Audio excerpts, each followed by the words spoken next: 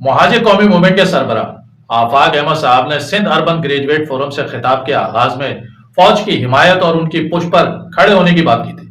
جسے درست ثابت کروانے کے لیے اگلے ہی روز یعنی کل کنونشن کے شرکا کے سامنے وضاحت کرنی پڑی کہ میں نے فوج کی حمایت باوجود اس کے کہ انہوں نے پیپلز پارٹی کو 18 سال سے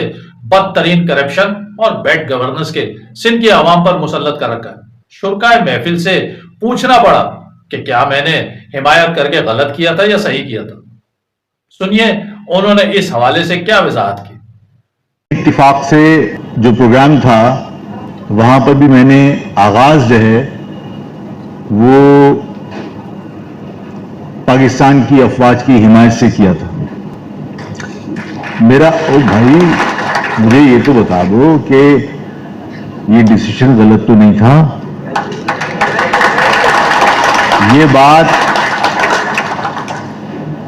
اچھا یہ بات آپ سے اس لیے پوچھی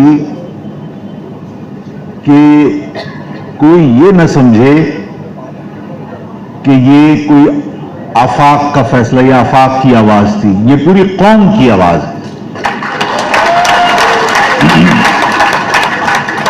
میں آپ سے عرض یہ کر رہا تھا کہ میں نے پاک فوج کی حمایت کا اعلان کیا کل، وہ کوئی خوشامد نہیں تھی۔ میں یہ سمجھتا ہوں کہ یہ میری اور میری قوم کی ذمہ داری تھی جو میں نے کل ادا کی۔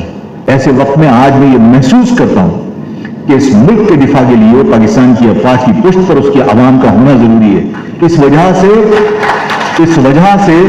میں یہ کہتا ہوں کہ تمام شکووں کے باوجود جو میں نے کل کیے کہ میرا شکوہ ہو سکتا ہے کہ پاکستان کی افواج یا پاکستان کی انٹیلیجنس ایجنسیز نے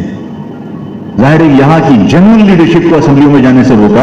اور اپنی مرضی کے پپٹ فارم 47 کے ذریعے اپنے اسمبلیوں میں پہنچائے۔ ان سارے حالات کا ذمہ دار ظاہر ہے میں اس کو سمجھتا ہوں جنہوں نے اس صوبے کے اندر یہ بتانے کے باوجود کہ پیپلز پارٹی کرپٹ ترین پیپلز پارٹی ہے، کرپٹ ترین سیاسی جماعت ہے، اس کے باوجود ان کی سرپرستی کی اور فارم 47 کے ذریعے ان کو لے کر آئے۔ اگر کوئی کہے کہ نہیں پیپلز پارٹی کا مینڈیٹ ان کا اپنا تھا، نہیں تھا، اور اگر مینڈیٹ تھا بھی تو جب وہ بدترین کرپٹ سیاسی جماعت تھی تو میرا شکوہ بنتا ہے کہ جب تم فارم 47 کے ذریعے کونسل کا الیکشن جو جیت نہیں سکتا اسے تم ایم پی اور ایم این اے بنا سکتے ہو تو تم نے ان کو پیپلز پارٹی کو گورنمنٹ میں آنے سے روکا کیوں نہیں؟ اس شہر کو تباہ کرنے کی اجازت تم نے کیوں دی؟ اس شہر کو لوٹنے کی اجازت کیوں دی؟ اس ملک کے وسائل لوٹنے کی اجازت کیوں دی؟ تو آفاق احمد صاحب، میں نے کل بھی بطور صحافی اور بطور تجزیہ نگار اپنے ویلاگ میں کہا تھا اور آج پھر اس بات کو دہرا رہا ہوں کہ فوج پاکستان کا ایک منظم ادارہ ہے اور وہ ہماری سرحدوں کے محافظ ہیں۔ ان کی عزت اور ان کا احترام بطور سولجر ہر پاکستانی کی نہ صرف ذمہ داری ہے بلکہ ان کا قومی فریضہ ہے کہ وہ ان کے ہر آئینی اور قانونی اقدام پر، ان کے پروفیشنل عزم پر، ان کی وطن کی خاطر قربانیاں دینے پر ان کی نہ صرف پشت پہ کھڑے ہوں بلکہ جب کبھی وطن کی سلامتی پر آ جائے تو ہر پاکستانی سولجر کی طرح ان کے شانہ بشانہ دشمن کے ناپاک عزائم کو خاک میں ملانے کے لیے ان کے ساتھ کھڑے ہوں۔ مگر آپ جس حمایت کے لیے عوام کی مرضی کی بات کر رہے ہیں یا ان کی رائے کو اپنی خواہش کے مطابق مسلط کرنا چاہ رہے ہیں تو وہ ان کی فرمائش تو ہو سکتی ہے، ان کی سے مراد آپ بہت اچھی طرح جانتے ہیں کہ میں کس کی بات کر رہا ہوں، مگر کسی بھی مہذب اور جمہوری معاشرے میں اس حمایت کی اجازت کسی بھی ملک کا آئین اور قانون نہیں دیتا۔ یعنی ایک طرف آپ پیپلز پارٹی کی کرپشن کے باوجود اسے سندھ پر 18 سال تک بلا شرکت غیر مسلط کرنے کا الزام فارم 47 بنانے والوں پر لگا رہے ہیں اور پھر دوسرے ہی سانس میں ان کی اس غیر آئینی اور غیر قانونی اقدام پر ان سے شکوہ کر کے انہیں حمایت کا یقین بھی دلا رہے ہیں۔ تو آفاق احمد صاحب، یہ حمایت یقیناً خوشامد اور چاپلوسی ہی کہلاتی ہے،